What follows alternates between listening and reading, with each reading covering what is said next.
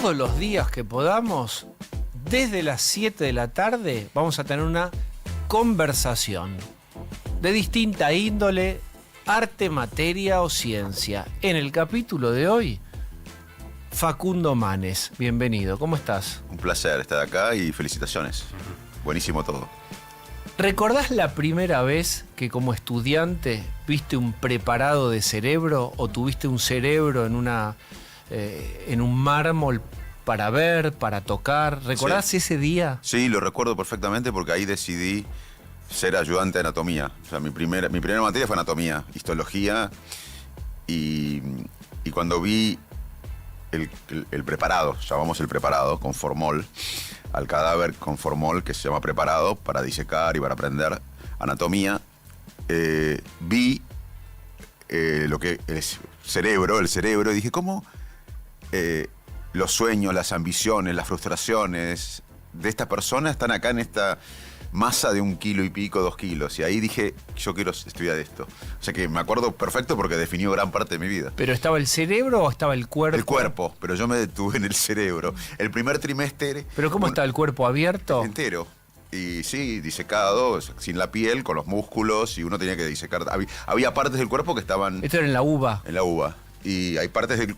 ¿Pero cómo veías parte el del cerebro? preparado estaba entero y uno lo tenía que disecar, y es parte del trabajo anatómico. Y otras partes estaban disecadas por estudiantes previos. Y un cuerpo mitad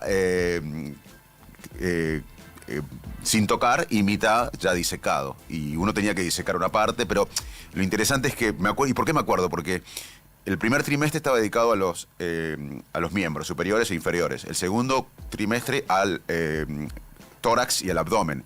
Y el tercer trimestre recién al cerebro. Yo no podía esperar a estudiar la parte del cerebro, que era a fin de año.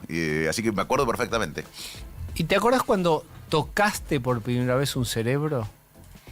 Sí, pero eso fue cuando...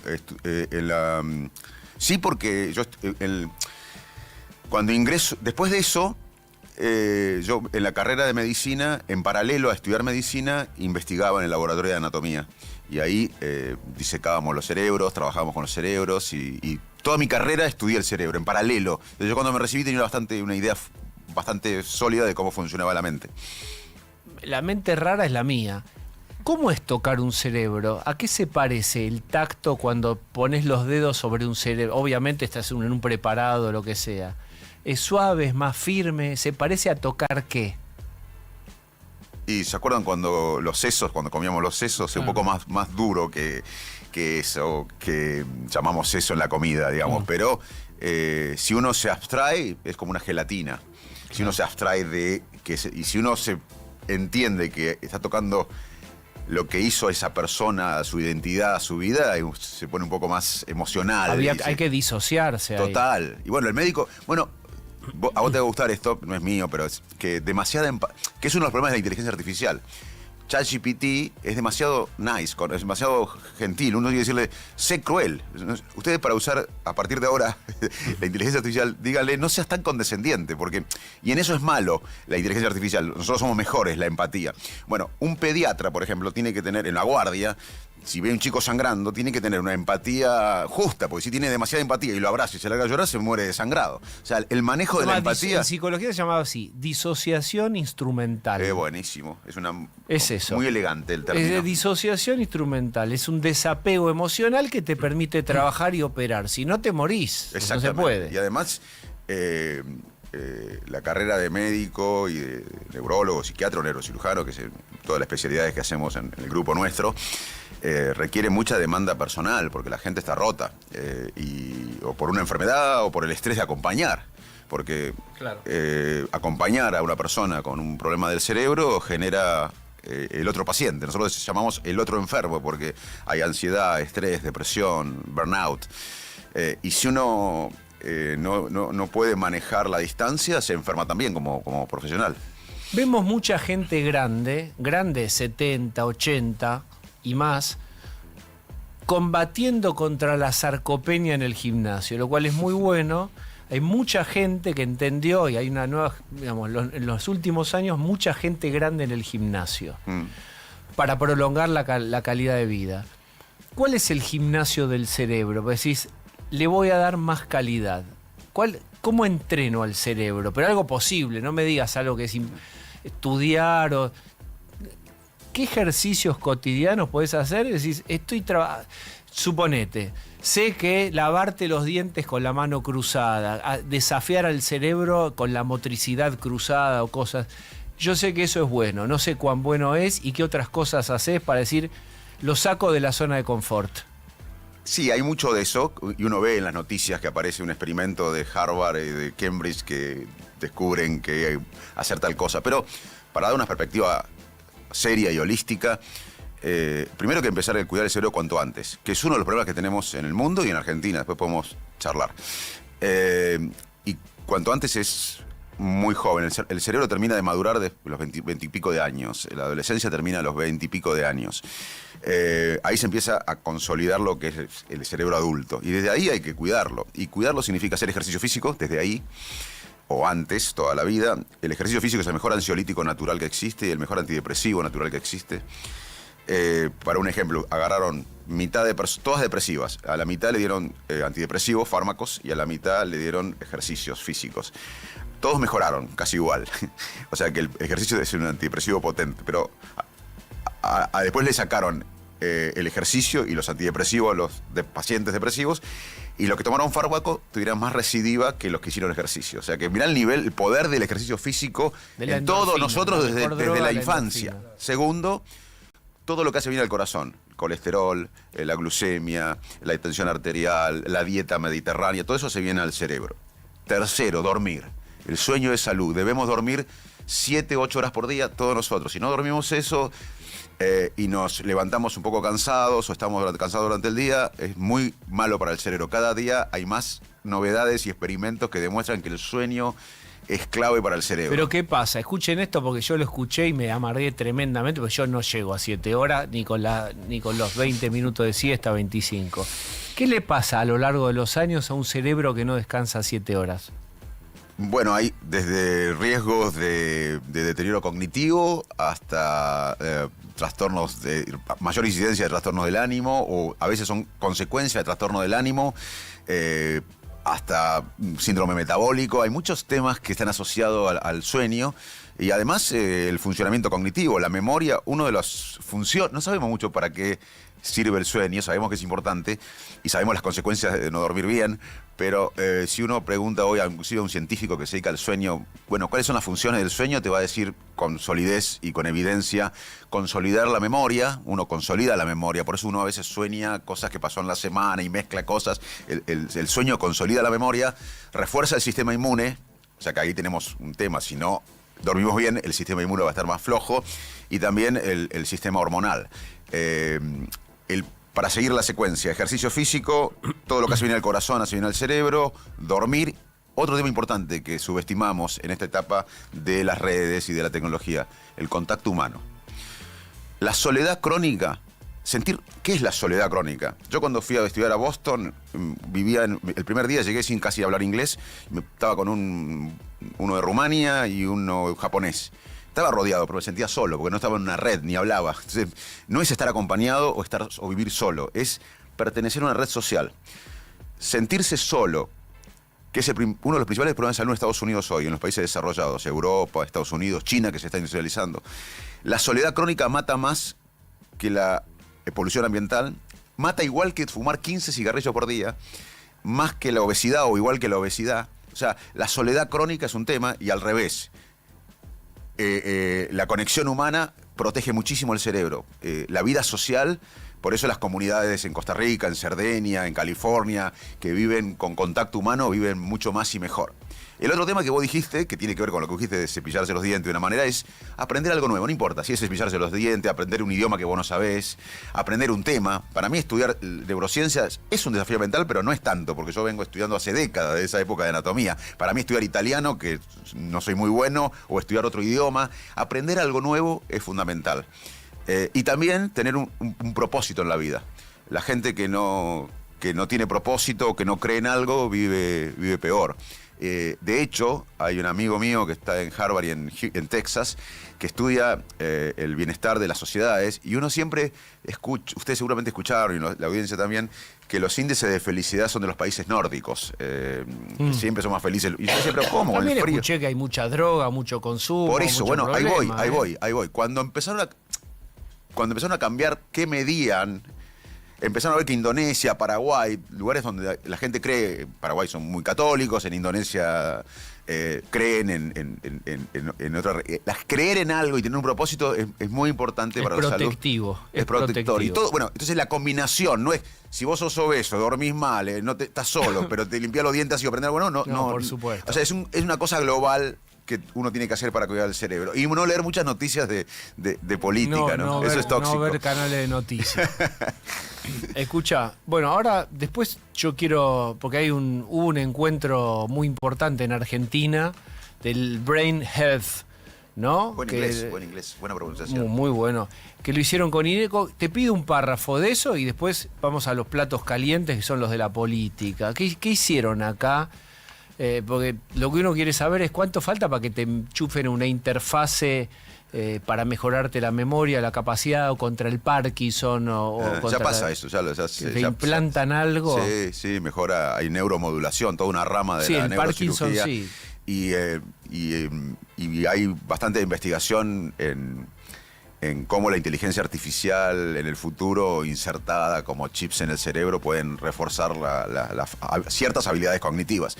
Pero lo que pasó en la Argentina, en 2 palabras, que hubo un campeonato, vino el mundo vino, los referentes más importantes en salud cerebral y las instituciones del mundo más importantes, la American Heart Association, la Academia Americana de Neurología, la Federación Mundial de Neurología, la Asociación Psiquiátrica Mundial, las asociaciones europeas, se reunieron todos en Buenos Aires, en INECO, a discutir una agenda que ya excede la medicina. Hoy, si las personas, nosotros, si las organizaciones, esta radio, INECO, cualquier empresa, cualquier sociedad, y los países no protegen el cerebro, no invierten en el cerebro, van a quedar atrás, como personas, como organizaciones y como sociedades. Porque en la era de la inteligencia artificial, y esto tomó mucho vuelo, porque a veces si uno lo dice, bueno, pero Mane se dedica a eso, entonces piensa que es lo más importante. Pero esto lo dijo en enero de este año el Foro Económico Mundial, Davos, donde van los presidentes, donde van todos los economistas, y hizo un informe con McKinsey, que está disponible gratis, donde Davos, el World Economic Forum, y McKinsey, que es una consultora donde también las empresas y las instituciones y los gobiernos consultan, diciendo, en la época de la inteligencia artificial, la importancia de de invertir en el cerebro a nivel personal, de sociedad y a nivel de organizaciones va a ser más importante.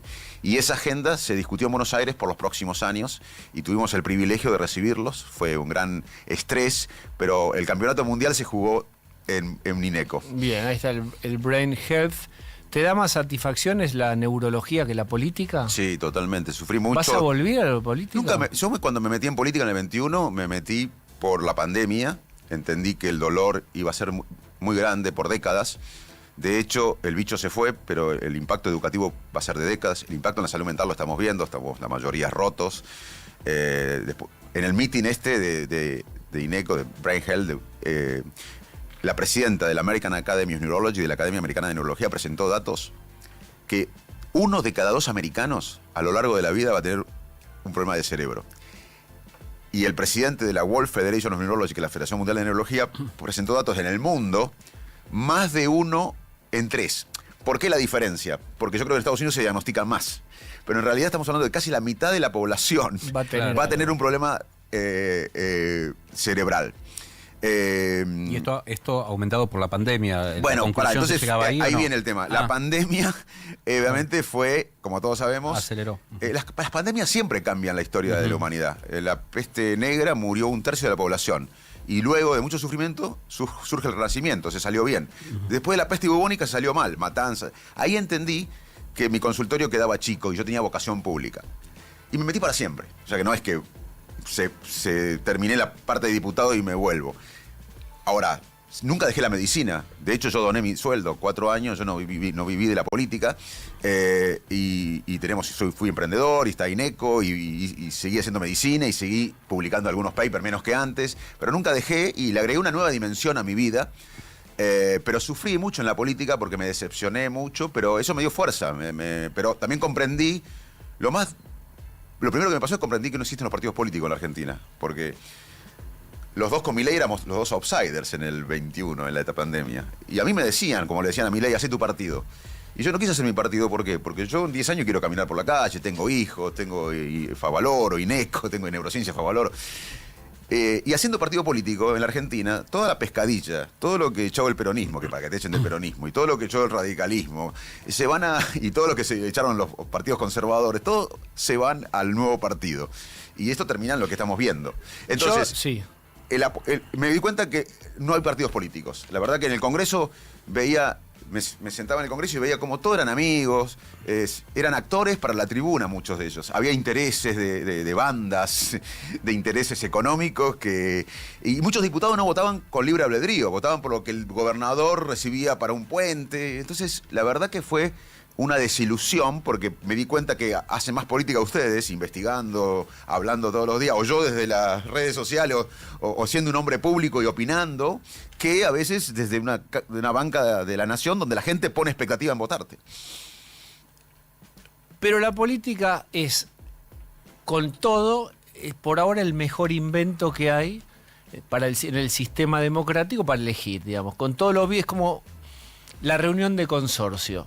Es un garrón ir a la reunión de consorcio, en el palier, con la silla de plástico, a pelearse con el administrador y el grupo de vecinos que no quiere pintar o quiere poner no sé qué. Esa es una miniatura de la política, hay que hacerlo. Sin duda. Bien. ¿Vas a seguir dentro de un espacio político como el radicalismo? Es que el radicalismo tuvo la posibilidad de tener un candidato a presidente, no Facundo Manes, cualquiera, y eligió con 1,5 millones de votos en la provincia de Buenos Aires, el 21, que se recuperó después del 2001, ir detrás del PRO. Una parte fue detrás de Larreta y otra parte después de Bullrich. Es un partido político que no tiene aspiración presidencial, no es un partido político, es una ONG. Bien. Entonces, el peronismo está en decadencia, porque la verdad que lo que vemos del peronismo es una fragmentación total. ¿Te vas a postular a algo? Voy a acompañar o voy a estar en un proceso que no represente el pasado, porque la Argentina se cansó del pasado, y no represente la crueldad que estamos viviendo ahora. Creo que estamos atrapados. ¿Cuál es ese espacio? Hay que crearlo, como en la vida. ¿Vas a inventar un espacio? Voy a ayudar a construirlo. No creo que una persona lo pueda hacer. De hecho, yo entendí que una persona no lo puede hacer. Hay que hacerlo. Hoy no está el caldo todavía para crearlo, pero ojalá que se cree y yo voy a estar ahí. Voy fuerte. Tengo confianza con vos y vos contesta lo que quieras. Hay un tiempo actual en donde lo que se te reclamaba a vos es, da definiciones concretas. Patea al arco. Te estoy diciendo esto, sí, pero te estoy replicando, ¿eh? Yo soy el transmisor de lo que se escucha. Manes habla bonito, pero es un momento de polarización, donde la gente quiere, ¿qué vas a hacer con esto? ¿Qué vas a hacer con lo otro? Contundente y posible. Y lo decía. Lo que pasa es que la gente no... Vos sabés mejor que yo, pues sos, además de inteligente psicólogo, que la gente tiene prejuicios y tiene sesgos. Y la gente quería escuchar de Manes lo que querían ellos. Yo les decía, pasamos de un populismo de izquierda, que es el kirchnerismo, a un populismo de derecha, que es Milei. Y muchos cómplices de Milei. Porque yo vi a radicales votar en contra de la educación, en contra de la salud pública, vi al PRO siendo cómplice de Milei en populismo de derecha. Entonces, querían que Manes, esa gente que decía eso, quería que Manes diga lo que... No, para mí el populismo de kirchnerista es lo mismo que el populismo de Milei. ¿Y por qué ciertos sectores que son antipopulistas están con Milei si Milei es un populista de derecha? Solamente por el odio al kirchnerismo. Así no se construye un país. Entonces, yo prefiero tener un voto, pero decir esto, que no se construye la Argentina desde el enojo y tampoco desde el fracaso. Y si no tendré voto, no tendré voto, pero lo diré. Ahora, no voy a decir lo que la gente quiere que escuche, si no sería uno de los cínicos profesionales que están en la televisión todos los días. Te voy a molestar más todavía, ¿eh? Vino Dante Gebel. ¿Qué te pareció? No lo conozco. No lo vi, no lo escuché, no lo conozco. Sé que hay carteles. No lo conozco. No tengo elementos de diagnóstico. ¿Por qué alguien está respondiendo como respondió él todo? Bueno, porque... No, pero ¿qué? No, pero chicos, verdad. Te voy a provocar. Yo te puedo hablar de vos, pero no de Dante Gebel. Pues lo que decían es, no responde temas. Dante Gebel, esta cosa del outsider que viene, y alguno dijo, es un Manes. Y te estoy molestando a propósito. No está respondiendo. Da ¿Pero buenas qué querés que te responda? A ver, pero yo lo que te quiero decir es, Vos estás todo el día en televisión. Sí. Ahora te voy a preguntar, yo voy a los chicos. Dale, Ustedes están en los medios. quiero verlo a Manes enojado y después termina la turbulencia y servimos la cena y el vuelo aterriza confortable. Adelante. Primero, yo me metí en el barro. Tenía la mejor imagen de la Argentina del 21. Me metí en el barro. Mirá si no... todo esto que te dicen, mirá si no hay coraje. Segundo, contra todo me metí. Contra el pasado y contra el populismo de derecha. Contra el kirchnerismo y contra el populismo de derecha. Que incluye a muchos radicales que son cómplices de esto que está pasando y a muchos del PRO que son cómplices de que está pasando. Entonces, vos fijate que la sociedad argentina eligió un curandero. Estamos en la etapa del curandero. ¿Milei es un curandero? Pero eso pasa. Yo entiendo a la gente que votó a Milei. No entiendo a los dirigentes políticos que por un cargo en la próxima elección votan y están aliados a cosas que no creen. Pero voto a la gente. La sociedad se cansó del kirchnerismo, de la política tradicional, como en el 83 se cansó de los milicos. En el 83 la sociedad se cansó de los milicos y votó a algo nuevo, a Alfonsín. Después de Alfonsín, que le fue mal en la economía, no vino Galtieri. La sociedad no pidió a los milicos. Vino algo nuevo. No importa si fue malo o bueno. Para mí fue malo Menem, pero no importa. Pero no vino los milicos. Yo creo que en el 23 la sociedad se cansó de la política tradicional, del médico. Es como cuando uno tiene un hijo con un problema serio o una enfermedad del pareja y la medicina tradicional no le da respuesta. Se va a un curandero, a Uruguayana, no sé esos lugares. Y si vos le decís, ¿qué es lo que pasaba conmigo? Vos le decís a la persona que está en el curandero, que ya probó la medicina tradicional y no funcionó, le decís, che, estás en el curandero, te mata. Es lo que pasó conmigo. Decía, pero Mane, dejá, no. Yo decía las cosas. Pasamos del populismo de izquierda, al populismo de derecha de Milei. Pero nadie me quería escuchar. Ahora estamos viendo las consecuencias. Pero Milei te podría decir, escuchá, yo soy curandero. ¿El equilibrio fiscal te parece curanduría? ¿Te parece pensamiento mágico? ¿El orden fiscal te parece...? Me parece bien eso, pero eso no lo inventó Milei. ¿Tratar de volver a los mercados te parece pensamiento mágico? ¿Te puedo responder? Yo le diría, mirá, Milei, yo soy emprendedor. Tengo una empresa con más de 600, 700 personas. Pago salario todos los días. Obvio que tenemos que gastar menos de lo que lo que ingresa. ¿Y por qué me decís curandero? Te puede decir Milei. Porque te voy a decir. Si me dejas responder, sí. Te voy a decir. Porque las ideas de Milei no existen en ningún país. En el mundo hay... Te voy a decir por qué Milei es un curandero. Y por qué la sociedad votó un curandero. De 195 países que valida la ONU, puede ser 196, 194... Solamente hay 38 desarrollados. ¿Qué es desarrollado? Que es lo que yo aspiro a ser. Y ahí tenés una definición de Manes. Quiero ser un país desarrollado, que no lo va a hacer ni el kirchnerismo ni Milei. Y los cómplices del kirchnerismo y los cómplices de Milei. Que incluyo a los radicales y a los del PRO que votan las cosas que vota Milei. Tener una economía ordenada y no tener inflación es como no tener fiebre, no tener colesterol, es algo normal. Pero no tenés sexo, no trabajás, no amás con el colesterol normal. Tenés que hacer cosas. Bueno, eso está de base, no vino Milei. Y en eso estoy de acuerdo con Milei. Pero no lo hacía nadie, no lo hacía nadie. Bueno, pero yo no estuve en lo que le he pasado. A mí no, justamente a mí no me lo pregunté a todos los gobernadores que estuvieron con Kirchner y ahora están con Milei. El gobernador de Mendoza, Cornejo, estuvo con Kirchner y ahora está con Milei. A él preguntale, no a mí, que yo ingresé a la política ahora. Entonces, de los 195 países, hay 38 desarrollados, que es los que aspiro a ser. Mirá qué definición. ¿Qué es desarrollo? Altos salarios, baja pobreza y baja desigualdad. Pero hay 150 que tienen la macro ordenada y no tienen inflación. Perú, Paraguay. Yo lamentablemente no quiero ser esos países, quiero tener un país desarrollado. Solamente no teniendo fiebre, eso no, hay que tenerlo, pero y eso no discute la Argentina. ¿Por qué? Porque todo esto que te preguntaban a vos, ¿qué pasa con Mane, que no opina? Hace 40 años que yo estoy hablando de los programas de televisión, veo lo mismo. Yo tenía 6 años en Arroyo Dulce, donde vos conocés. Me sentaba al lado de mi viejo, que heredó de tu abuelo, la posición, a las 10 de la noche, no porque me gustaba el programa político, que era Neusta, no sé quién era ese programa, era porque yo quería estar con mi viejo. Y mi viejo me veía esos programas, había uno solo, no había como ahora que cada persona tiene un programa. Tiempo nuevo, decís. Bueno, y venía un Aleman, era un economista. Roberto Aleman. Bueno. ¿Sabes de qué hablaba yo tengo 57, hace 50 años? Porque la memoria aparece después de los 4. ¿Sabes que hablaba 50 años Aleman y Neustadt? Lo mismo que hablamos ahora, inflación, el dólar, los mismos temas. Entonces, preguntarle a lo que te preguntan qué opina Mane. Es decir, Mane quiere un país desarrollado, no quiere hablar de lo mismo que hablaba Jorge Aleman hace 40, 50 años. Entonces ahí vamos. Y ahí hay que invertir en educación, en salud, en ciencia. Para eso vas a necesitar justicia, un ministro de Economía. ¿Quién es un economista que va para el proyecto de país que le gusta a Manes? Martín Rapetti, Carlos Melconian, Marina del Poyeto, tenemos mucho, pero el problema argentino no es económico. Eso es otra definición para tus amigos. Manes. El problema argentino excede el económico. Yo llegué acá de Arroyo de Salto a 11, no conocía nada en Buenos Aires, a nadie, y no tenía un mango. Y hoy pude viajar al mundo, estudiar en las mejores universidades, por la educación pública, porque trabajé, por el mérito, pero pude generar un equipo de trabajo en Favaloro, Neurociencia, en INECO, y el contador mío no me ayudó en nada. Es más, me hizo pagar todos los impuestos, hizo bien, pero no es que me ayudó a ganar plata. El problema de Argentina es cómo ganamos guita. Y en esos 38 países desarrollados, porque el resto tiene la macro ordenada, Zambia debe tener la macro ordenada y no tiene inflación, pero no es desarrollado. ¿Qué hicieron los países desarrollados? Algo que Milei no está discutiendo. Invertir en educación, que hay que debatir qué es la educación ahora, que no es la educación de hace 30 o 40 años, cambió el mundo. Invertir en salud, la salud ya no se ve como un tema de medicina, Pero, es un tema económico. ¿y de dónde la saco, Facundo? ¿De dónde? Si no hay guita, ¿de dónde la saco? No, pero escúchame, ¿hay guita para la CIDE y no hay guita para un jubilado? Entonces, gobernar es priorizar. ¿Y sabés qué?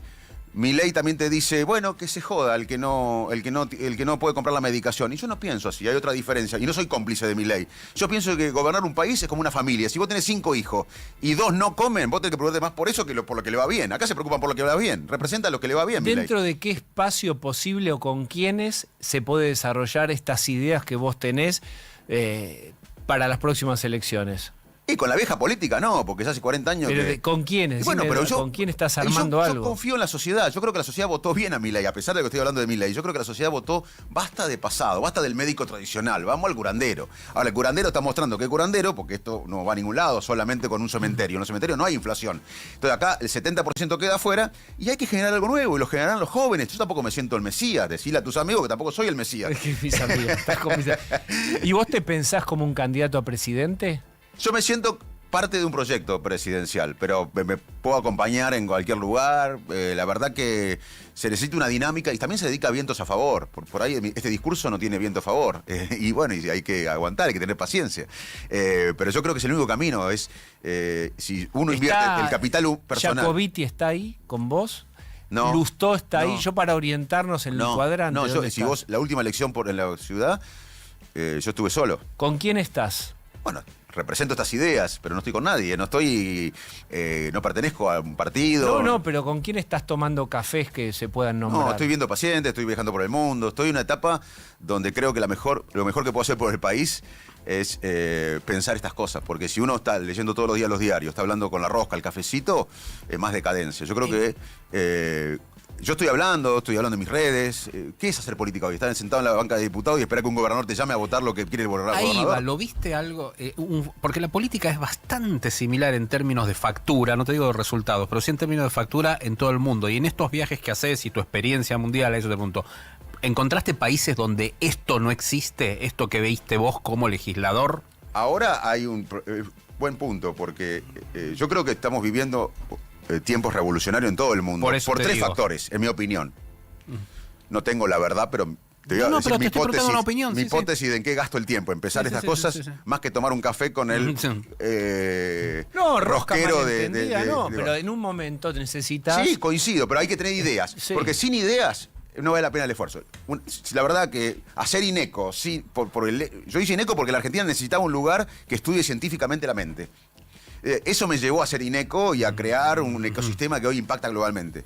En la política lo mismo, si no tengo una idea, y mi idea es que Argentina se encamina al desarrollo. Este proyecto de Milei no se encamina al desarrollo porque no invierte en educación, en salud, en ciencia, es más, denosta todo eso, aunque, bueno, sí, no hay guita, pero no critique a un científico, no critiques a un maestro, no critiques a un médico. Yo escuché a diputados del oficialismo en la Cámara de Diputados decir, si lo del Garrahan no cobran bien, que hagan otra cosa.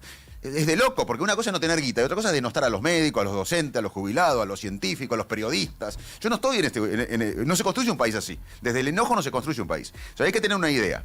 Y después de la idea hay que tener viento a favor, que la sociedad esté dispuesta, porque la sociedad tiene que acompañar un proceso de mediano y largo plazo. Y yo creo que va a pasar eso. Yo tengo esperanza. Pero volviendo a la pregunta de él, ¿qué pasa en el mundo? Perdón. Pasan 3 cosas en el mundo de la pandemia, el efecto de la pandemia... va a durar décadas. Esto lo hablábamos en el 2020, se pueden ver. Uno del bicho que ya se fue, Pero el impacto educativo en la Argentina va a ser de décadas. El impacto de salud mental va a ser de mucho tiempo. El impacto económico, bueno. El segundo punto es la inteligencia artificial. Y porque él me preguntaba si esto que ve acá pasa en otros lados del mundo. Y yo digo, sí, hay una revolución. Estados Unidos tiene un presidente peculiar y bueno, y Europa tiene muchos populismos también. Pandemia, revolución tecnológica y desigualdad. Porque la desigualdad no es solamente de países desarrollados y pobres. En Londres hoy hay desigualdad.